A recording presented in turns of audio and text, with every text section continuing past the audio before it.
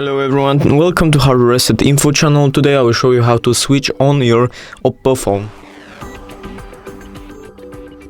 Okay, so all you need to do, just slowly lift up your phone and then click the power up button. Hold it for a few seconds and it should boot up. Just wait for it to load.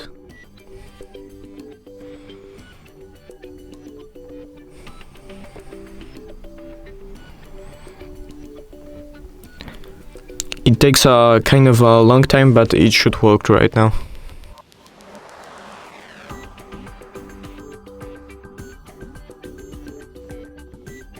And as you see, it perfectly booted up.